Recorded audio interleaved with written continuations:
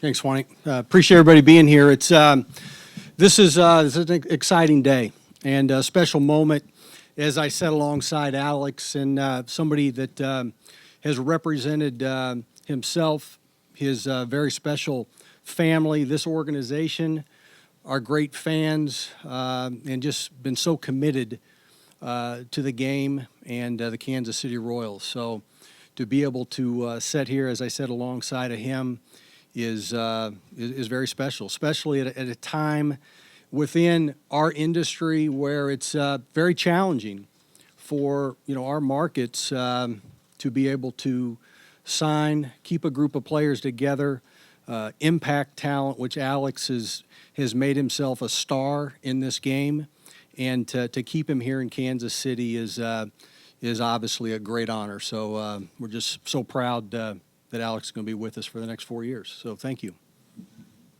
Gordo? Yeah, I just want to say my family and I are very excited and very happy to be back in Kansas City. My wife, Jamie, my two boys, Max and Sam, have been here for 10 years and have really established, kind of our home here. So, coming in the off season, we're very appreciative of, all the teams that showed us interest. But, at the end of the day, my heart has been, and I think always will be, in Kansas City. So I just want to thank the Glass family for all the support and giving me the ability to come back and be a Kansas City Royal. I want to thank my good friend, Dayton Moore, for all of his support and always communicating with me and always being honest with me. We go back a long ways, and I want to thank you for all that you've done for me. So I'm very excited to come back to Kansas City, to join my teammates, my coaches, my trainers, and to compete for another World Series title. One of the things that made me want to come back here is the team that we've established here and the kind of organization we have here. So I feel really confident going into 2016 and excited to compete again for another title. All right, questions. We'll start with Jeff Flanagan. What was your desire on a scale maybe of 1 to 10 to come back? And also, what was your reaction to some of the conflicting reports out there in the last few weeks that said that wasn't likely to happen? Well, as much as I wanted to answer your phone calls during the offseason and talk to you about what was going on, I think Dayton said it best was, nothing good's going to happen for me, saying something. Just let it play out. And, it did take a while, but it all worked out at the end. And, we were patient about it. And my desire was probably a 10 to come back here. So I'm excited to be here, sitting next to Dayton. And, when I walked in the locker room, just put a smile on my face because I didn't know if, at the end of the season, if I was going to be able to do that again. So today was definitely a special day. Alex, if you don't mind, where did you have lunch, and what was the nature? How many people came up to you, and was it okay by you? It was kind of an odd thing, probably. We went to Barley's. Someone bought me lunch there, which was kind of ironic, which was very nice of them to do. But just a lot of high fives, a lot of World Series hats that I got to sign, and just a lot of smiles. And it kind of brought me back to the end of the year when, you go back to Lincoln, Nebraska, and you still get to celebrate it, but I think the atmosphere and the feeling is definitely different until you step back into Kansas City, and I kind of got that feeling again today. So it was definitely appreciative of me, and thank you for buying me my lunch. Just obviously this didn't happen like overnight, but when did you guys from both sides feel like it really would be possible, like going from just the sort of discussions, like when did this sort of get approached kind of the finish line?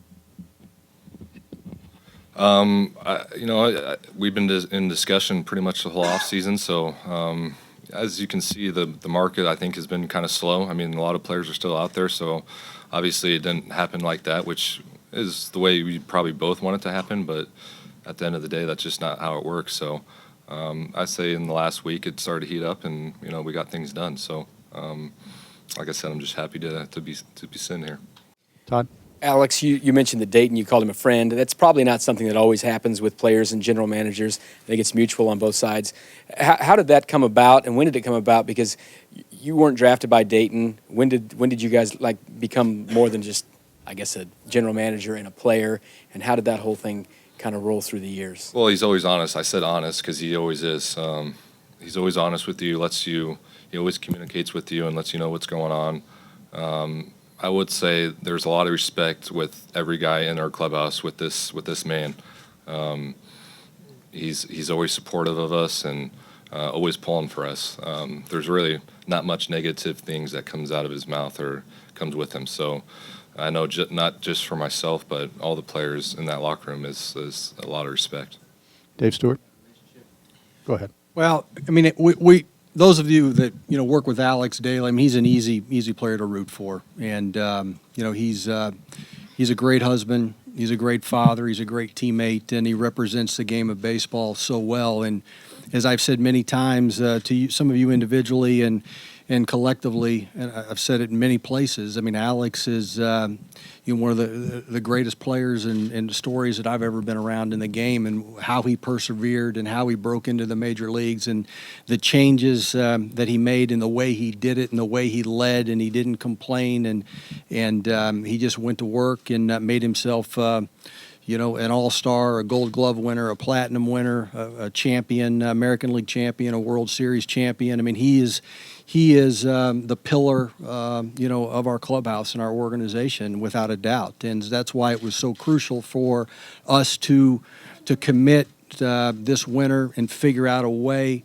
to get him back. And we spoke repeatedly as a group to make sure how we could make that happen. And, as I've said many times, as long as the player really wants to be here, which we knew Alex did, and we wanted him here, we've got to figure out how to find common ground to make it work. And, it's the truth of the matter is, Alex has been very, very easy to work with because he's about winning, he's about selflessness, and he's about this organization and this city and representing the game well.